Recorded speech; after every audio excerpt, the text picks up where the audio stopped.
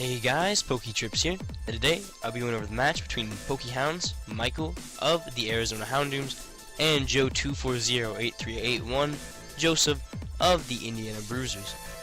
Now, looking at both of their teams, I really like Joseph's team for this match. It really looks like it just beats Michael's team. And for Michael's team, I don't like the Kingdra. I do not like how he brought Kingdra at all. I don't think Kingdra is very good unless you have Rain Dance to activate the Swift Swim. Kingdra, there's just a bunch of better Pokemon that can do what it does better. It does have that Dragon type, which kind of brings it down on Michael's end, in my opinion, because he already has a Dragon. So I don't know. If I were Michael, personally I would drop Kingdra, but that's enough hate on Michael's Pokemon here. Let's go ahead and jump into the match. We are going to see a Kommo-o, which is a better Dragon Kingdra, just anyway. In the Fortress lead, we're going to see the Fortress into the Greninja, expecting the Flamethrower. Very nice prediction by Joseph. And the very nice prediction by Michael, expecting the extra Sentry, switching into Ninetales. He does get the extra Sentry off. Greninja could kill with a Scald here, I am pretty sure. But Joseph does not go for the Scald. Instead, he sends in Fortress. We see he go for Toxic, which is actually another very nice prediction. We start out the game off with 3 very nice predictions. The red card activates, and in comes Kingdra. Ooh. We see the Ice Beam off on the Kingdra, hoping for the Freeze. The Freeze does not happen. And we're going to see the Spikes as well as the Stealth Rocks. And the Hail is going to buffet both of them. The Scald is going to take the Fortress down, and the Kingdra, we do see that it has a Life Orb. In comes Xurkitree. Michael gonna switch. Joseph did a very good job scaring that Kingdra out, and he goes for Z Hypnosis, and it lands, giving Joseph the 1.5 times speed. Now, I just want to say, Joseph didn't put any speed on his Xurkitree, which is not good if you're running a Z Hypnosis Xurkitree. If you're, excuse me real quick. If you're running a Z Hypnosis Xurkitree, you want to run max speed, max special attack, because you're not really gonna need to take a hit anyway if you're faster than everything. Joseph not putting speed on the Xurkitree cost him the game. We're going to see that here. We're going to see the Tail Glow onto the Aggron, and the Thunderbolt gonna kill the Aggron. The Tail Glow onto the Xurkitree, my bad. In comes the Gliscor, and we see here that Gliscor actually outspeeds the Xurkitree here, just because Joseph didn't put any speed on it. Joseph could have lived with full HP if he put some speed on it, and he has 3.5 special attack now.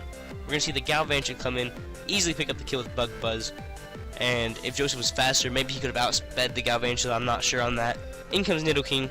Michael getting the Sticky Web off, actually, I really like that play, making sure everything that comes in on Joseph's end is slower.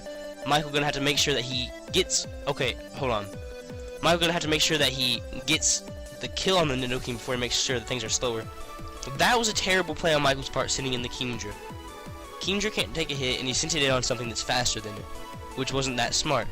Instead, he should have sent in Ninetales, which is faster than the Nidoking.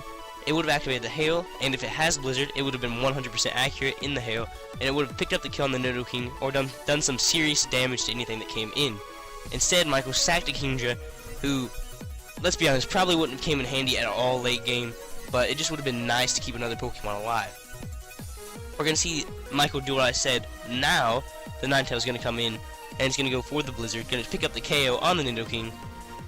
And we see Joseph switch in the Conkeldurr, which is obviously slower than the Ninetales, especially now that the Sticky Webs come off. The Moonblast does not kill the Conkeldurr. That has to be at least a little bit of special defense investment. I'm not sure, I haven't ran the calcs.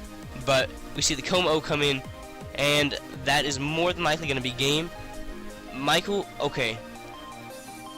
Michael, this was a very situational win for Michael. If Michael was Choice Scarf, which I learned after the game that he was, and he went for Focus Blast, and he hit all 3 Focus Blasts, he won the game.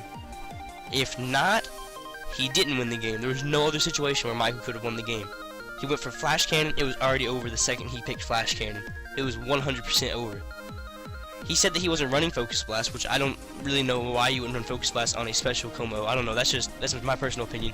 I like how he's trying to mix up sets though, but if he had Focus Blast and he clicked it with Choice Scarf, one-shot Greninja, it would have picked up the kill on the 20% Conkeldurr, and it would have one-shot Rampardos, who's usually Focus Sash, so it might not have worked out, but I don't know if Joseph was running Focus Sash this time. Basically, Focus Blast would have won Michael the game, but because he wasn't Focus Sash, Joseph makes the very smart play into Greninja. Michael gonna get the Flash Cannon off. It's not gonna do anything to that Greninja.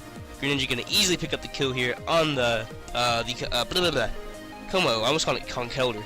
And we're gonna see that the game MVP is Circuitry. Circuitry really pulling through for Joe with that tail glow and the what was it? The Z Hypnosis. That was really nice. And if Joseph would have invested speed into it, then it would have 5-0'd Michael's team. I am almost positive. So good win to Joe. Good match to both of you. And I think that's gonna be it for me, guys. For now, this has been PokeTrips logging off.